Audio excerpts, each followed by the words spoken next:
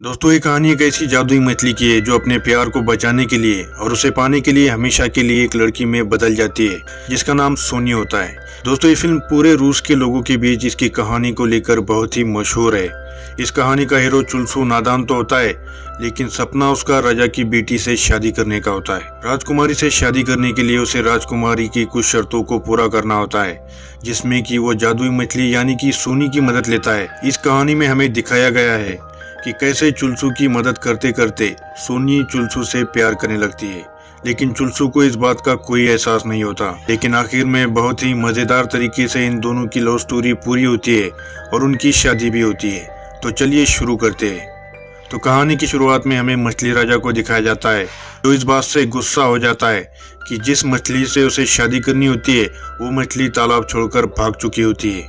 अब मछली राजा एक जादुई मेंढक को अपने पास बुलाते हुए कहता है कि जल्द से जल्द मछली रानी का पता लगाओ, वरना मैं तुम सभी को कच्चा चबा जाऊंगा। और अगले सीन में हमें एक अंधे लोहार के घर में चुलसू को दिखाया जाता है, जो कि बहुत ही साफ दिल, आलसी और दिमाग से पैदल होता है। उसे जगाने के लिए भी कुत्तों का इस्तेमाल किया जाता है। बेचारा अंधा लोहार चुलसू के जागने के बाद थोड़ा इमोशनल होकर उससे उसकी जिम्मेदारियों का एहसास दिलाता है और फिर उसे खाने के लिए मछलियां पकड़कर लाने को कहता है। अब चुलसू बर्फ के बीच बने एक छेद में मछली का कांटा डालकर बैठ जाता है, लेकिन कुछ देर बाद उस छेद से बुलबुले निकलने लगते हैं, जिसे देखकर चुलसू घबरा जाता है और उस छेद से दूर होने लगता है। लेकिन तभी उस छेद में एक छोटा धमाका होता है, जिससे कि तेज पानी की बौछार होती है और अपने आप ही एक मछली चुलसू की बाल्टी में आ जाती है। अब बाल्टी में पानी समेत मछली कैसे पहुंची, ये सोचने की बजाय चुलसू इस बात से खुश हो जाता है कि आज उसे बगैर मेहनत किए ही खाने के लिए मछली मिल गई।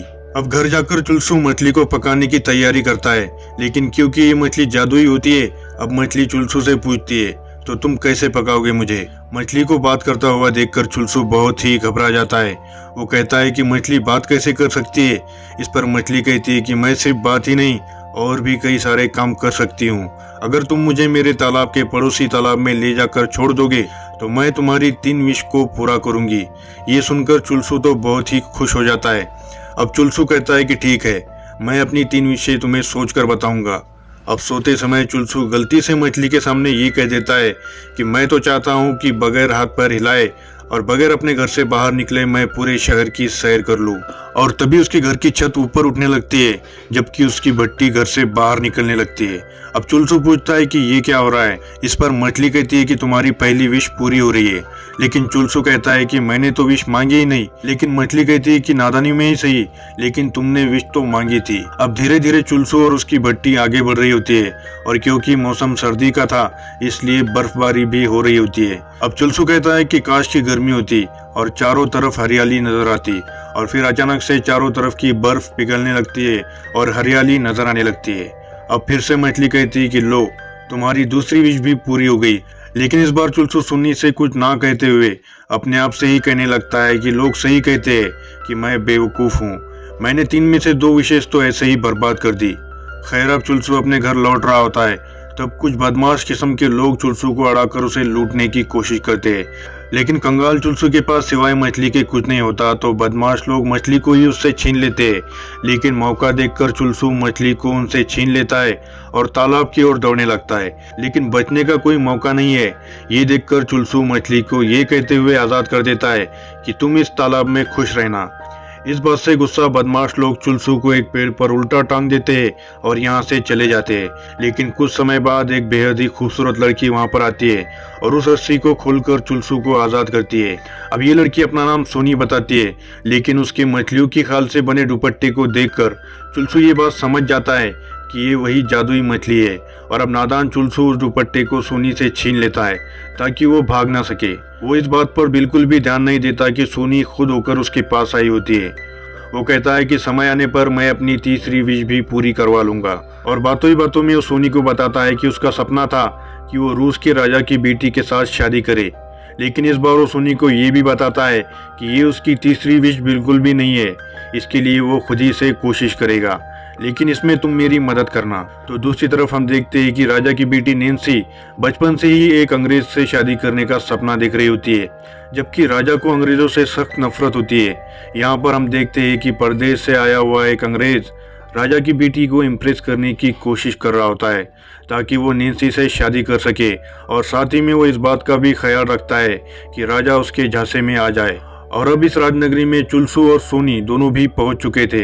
अब राजा को लुभाने के लिए अंग्रेज एक ऐसी संगीत मशीन ले आता है जिसमें अपने आप ही म्यूजिक बजने लगता था।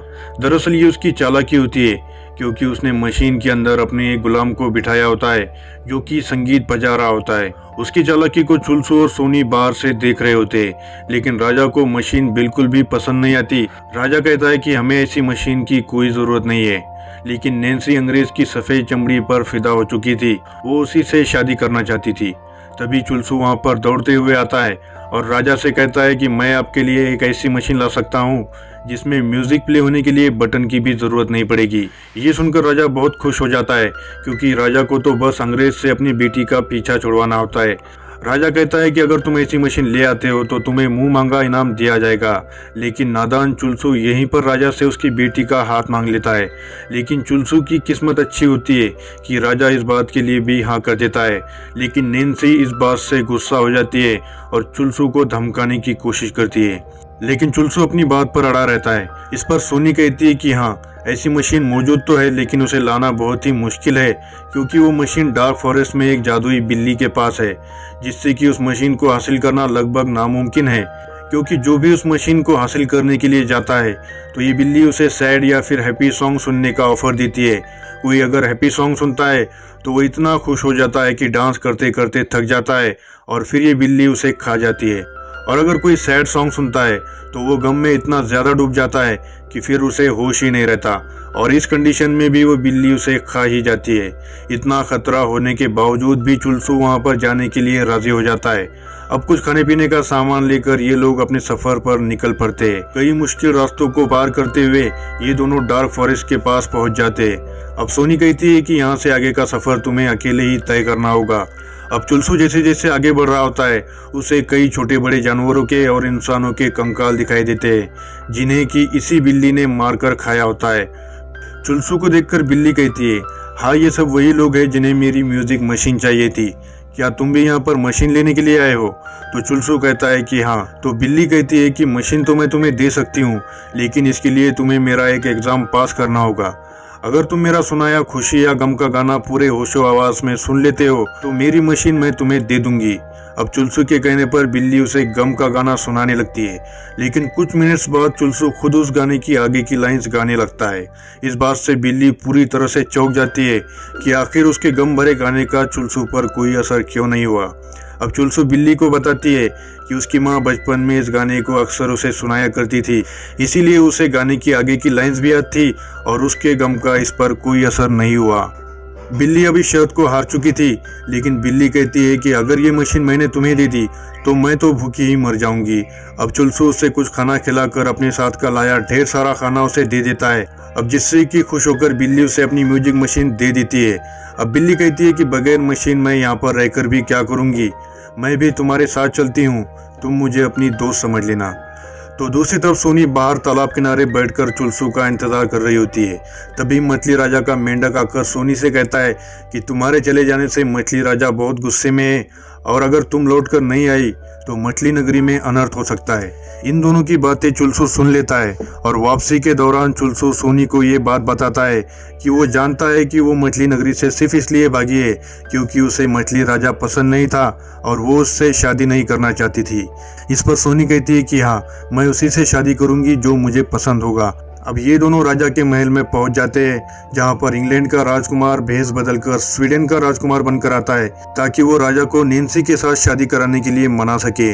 नैन्सी उसे पहचान लेती है और बहुत खुश हो जाती है, लेकिन चुलसू अचानक से वहां पर पहुंचकर बिल्ली को खुशी का गाना गाने के लिए कहता है, जिस वजह से मारे खुशी के यहाँ पर मौजूद सभी लोग डांस करते करते अपने होश खोने लगते हैं। राजा भी इस बात से बहुत खुश हो जाता है और अपनी बेटी की शादी चुलसू से कराने के लिए तैयार हो जाता है।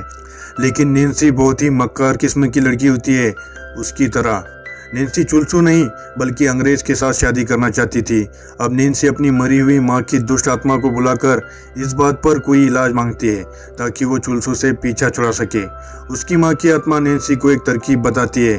अब दूसरे दिन नैन्सी एक सोची समझी चाल के तहत चुलसू से कोई ऐसी चीज लाने को कहती है जो किसी और लड़की के पास मौजूद ना हो, जिससे कि ये बात साबित हो सके कि वो उसे कितना प्यार करता है। नैन्सी उसके लिए कोई ऐसा गैजेट लाने के लिए कहती है जिससे कि खाना अपने आप बने और अपने आप ही सिमट जाए। नादान चुलसू नैन्सी की चालाकी को समझ ही नहीं पाता कि दुनिया में ऐसी कोई मशीन भला कैसे बन सकती है, और इस बात के लिए हाँ कर देता है और यहाँ से निकलकर सोनी के पास जाता है, क्योंकि चुलसू को ये तक पता नहीं होता कि असल में ऐसा कोई गैजेट मौजूद है भी या नहीं। अब सोनी और चुलसू इस गैजेट की तलाश में निकल पड़ते हैं। अब बीच सफ़र में सोनी चुलसू को बताती है कि कोई गैजेट तो नहीं है, लेकिन एक मेज़ है जिसे लगाने पर मनचाहा खाना अपने आप ही निकल आता है और मेज़ को समेट लेने पर बचा हुआ खाना अपने आप ही गायब हो जाता है। और वो जादुई मेज़ जॉन और रॉन नाम के दो भाइयों के पास है, लेकिन क्योंकि अब इन दोनों भाइयों को बैठे बिठाए खाना मिल जाता है तो इन दोनों भाइयों ने दुनियादारी से अपना रिश्ता तोड़ लिया है और दूर दराज के इलाके में जाकर रहते हैं। इस दौरान ये दोनों एक बुजुर्ग दंपत्ति से मिलते हैं जिनकी उम्र हो जाने के बावजूद इन दोनों के बीच का प्यार बहुत ही गहरा होता है। अब सोनी चुलसू को बताती है कि दो प्यार करने वालों में प्यार सुई और धागे की तरह होना चाहिए। दोनों में से एक के ना होने पर दूसरा अधूरा दिखाई देना चाहिए। इशारों ही इशारों में सोनी चुलसू को कई बार अपना प्यार जताने की कोशिश करती है, लेकिन चुलसू नैन्सी के प्यार में अंधा हो चुका था और अब ये दोनों उस पहाड़ी इलाके में पहुंच जाते हैं जहां पर जॉन और रॉन दोनों भाई रहते हैं। अब ये दोनों छुपकर देखते हैं कि जॉन और रॉन मेज लगाकर खाना खा रहे होते हैं। अब नादान चुलसू सीधे उनसे जाकर मेज मांगता है। इस बात से गुस्सा होकर रॉन अपने 25 किलो के हाथ से चुलसू पर एक ही वार करता है, जिससे कि चुलसू बेहोश हो जाता है। अब छुपते छुपाते सोनी चुलसू को वहां से खींचकर दूर ले जाती है और फिर कुछ समय बाद आकर दोनों भाइयों से बात करती है। उन्हें पानी में अपना चेहरा देखने के लिए कहती है, क्योंकि पिछले कई सालों से खा खाकर दोनों भाई जानवरों की तरह दिखाई देने लगे थे। अब पानी में अपने आप को देखने पर ये दोनों भाई अपने आप को पहचान ही नहीं पाते, जिससे कि इन दोनों भाइयों को बहुत दुख होता है। अब इन दोनों के पूछने पर सोनी उन्हें एक मशवरा देती है कि उन दोनों को इस मेज से अपने आप को दूर कर लेना चाहिए ताकि वो फिर से मेहनत करके सीमित खाना खा सके और अपने आप को रिकवर कर सके। सोनी का ये मशवरा उन दोनों को बहुत पसंद आता है और वो दोनों सोनी को इस मेज को अपने साथ ले जाने को कहते हैं। अब सोनी उस मेज को लेकर पहाड़ी इलाके से बाहर निकल आती है और अब तक चुलसू को भी होश आ चुका होता है। अब वापसी के सफर में चुलसू नैन्सी के लिए फूल इकट्ठा करने लगता है। इस दौरान सोनी चुलसू को बताती है, क्या तुम्हें समझ नहीं आता कि नैन्सी जानबूझकर तुम्हें ऐसे काम बता रही है जिन्हें तुम पूरा न कर सको। असल में वो तुमसे शादी करना ही नहीं चाहती।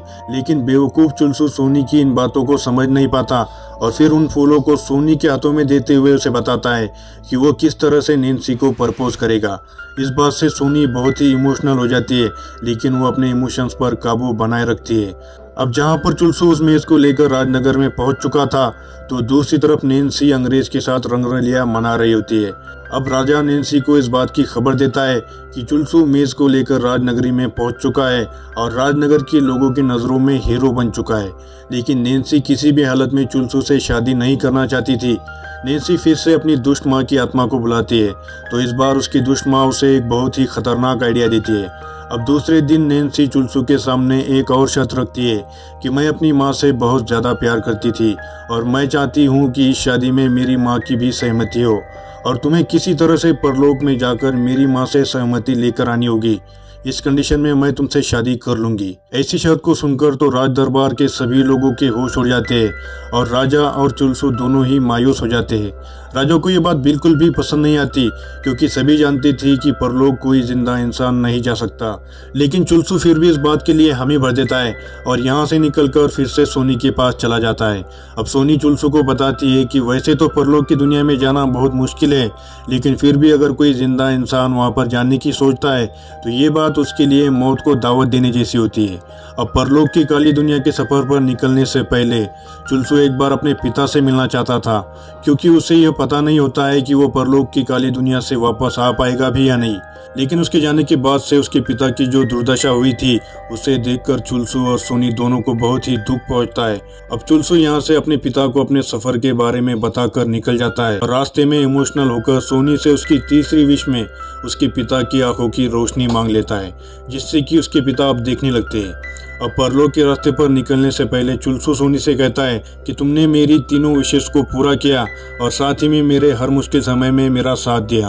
अब चुलसू सोनी को उसका चमकीला दुपट्टा लौटाते हुए उसे आज़ाद करता है और उसे यहाँ से जाने को कहता है। लेकिन अब सोनी चुलसू से कहती है कि तुम अब तक नहीं समझे कि तुम्हारा और मेरा रिश्ता सुई और धागे की तरह है, और इसी के चलते मैं इस मुसीबत की घड़ी में तुम्हारा साथ नहीं छोड़ सकती हूँ। भले ही तुम्हारा ये सफ़र पूरा हो जाने के बाद तुम मुझे छोड़ देना। लेकिन इतने खुले तौर पर समझाने के बावजूद भी नालायक चुलसू सोनी के प्यार को समझ ही नहीं पाता। पर अब ये दोनों परलोक के रास्ते पर निकल पड़ते हैं और एक लंबी दूरी तय करने के बाद इन्हें परलोक के देवताओं की मूर्तियां दिखाई देने लगती है।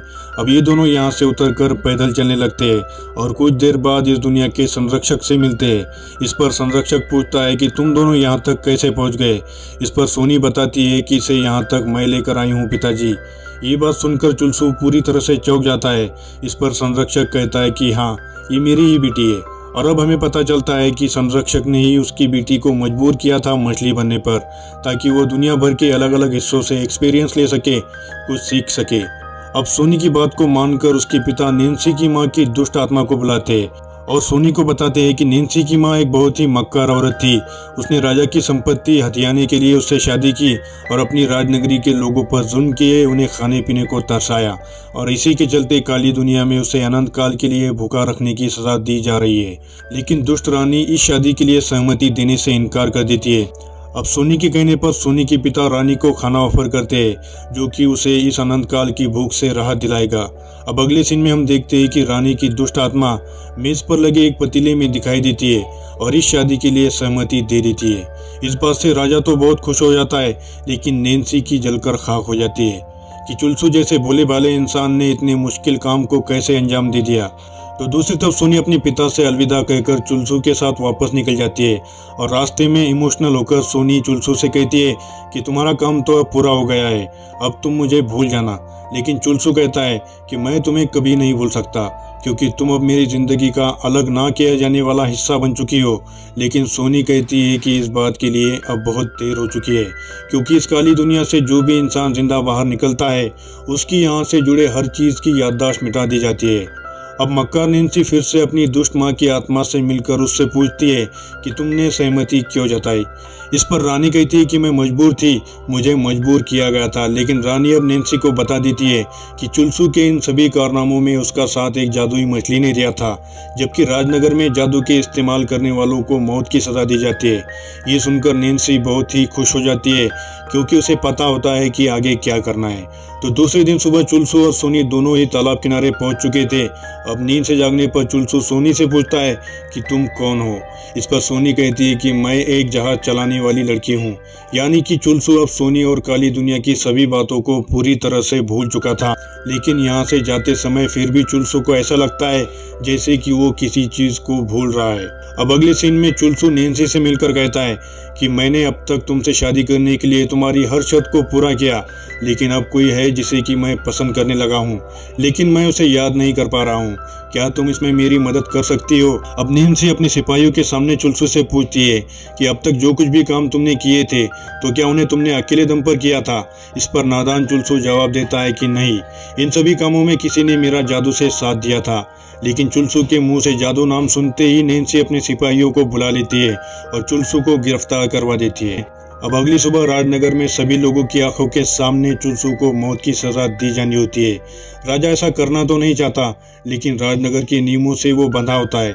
लेकिन अब सोनी नैन्सी को अपना जादुई दुपट्टा देते हुए कहती है कि वो चुलसू की जान को बख्श दे, उसके बदले वो उसकी गुलामी करेगी और उसकी 3 विशेष को पूरा करेगी। अब मक्कार नैन्सी सभी नियमों की ऐसी की तैसी करते हुए चुलसू को माफ कर देती है, और वैसे भी उसे नियमों की कोई फिक्र तो थी ही नहीं, क्योंकि वो खुद भी कई बार जादू का इस्तेमाल कर चुकी थी। अब अपनी पहली विश को पूरा करते हुए नैन्सी रानी बन जाती है और रानी बनते ही अपने पिता को जेल में कैद करवा देती है। और अपनी दूसरी विश में नैन्सी एक खूबसूरत राजकुमार से शादी करने की इच्छा जाहिर करती है और इंग्लैंड के राजकुमार को गिरफ्तार करवा देती है, क्योंकि अब उसे उससे भी बेहतर राजकुमार मिल रहा था, तो फिर वो इससे शादी क्यों करती। तो दूसरी तरफ राजनगर से तड़ीपार हो चुका चुलसू, जिसे हर वो जगह याद होती है जहाँ पर वो सोनी के साथ गया था, लेकिन उसकी यादों से सिर्फ सोनी ही होती है जो कि मिसिंग होती है। इस बात से परेशान होकर चुल्सो अपने पिता से मिलने के लिए जाता है, जहाँ पर जॉन और रॉन ये दोनों भाई भी मौजूद होते हैं, जो कि अब मेहनत करने के चलते फिर से सामान्य शरीर के इंसान बन चुके थे। अब बातों ही बातों में चुल्सो के पिता जॉन और रॉन ये तीनों ही चुल्सो को बताते हैं कि जब वो पिछली बार उनसे मिला था तो उसके साथ सोनी मौजूद थी। अब रॉन जो कि कुछ सी रहा होता है, उसके हाथ की सुई और धागे को देखकर चुल्सो को सोनी की बताई हुई बात की याद आती है, जिससे कि सोनी की कुछ हल्की फुल्की यादें उसके दिमाग में ताज़ा होने लगती है। अब चुल्सो अपने पिता जॉन और रॉन इन तीनों के साथ मिलकर अपने भट्टे पर सवार होकर नैन्सी के राजनगरी में पहुंच जाता है और उससे धमकी भरे लहजे में सोनी को आज़ाद करने को कहता है। चुल्सो नैन्सी को धमकी देता है कि सिपाहियों के आने से पहले ही वो नैन्सी को मार देगा, इसलिए तुम सोनी को आज़ाद कर दो, हम उसे अपने साथ लेकर यहाँ से चले जाएंगे।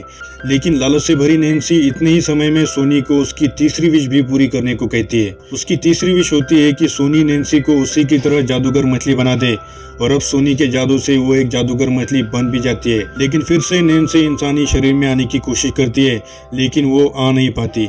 इस पर सोनी नैन्सी से कहती है कि एक जादूगर मछली सिर्फ लोगों की विश को पूरा कर सकती है, वो अपनी किसी भी विश को पूरा नहीं कर सकती।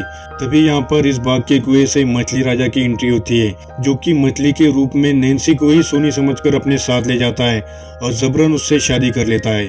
नैन्सी से छुटकारा पाकर राजनगर के सभी लोग खुशियां मनाने लगते हैं और राजा को भी जेल से आज़ाद करके उसे फिर से राजा बना दिया जाता है।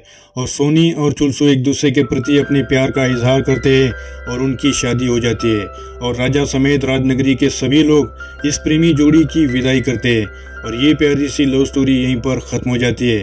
दोस्तों लाइक करें, कमेंट करें और ऐसे ही वीडियोस को देखते रहने के लिए सब्सक्राइब करें।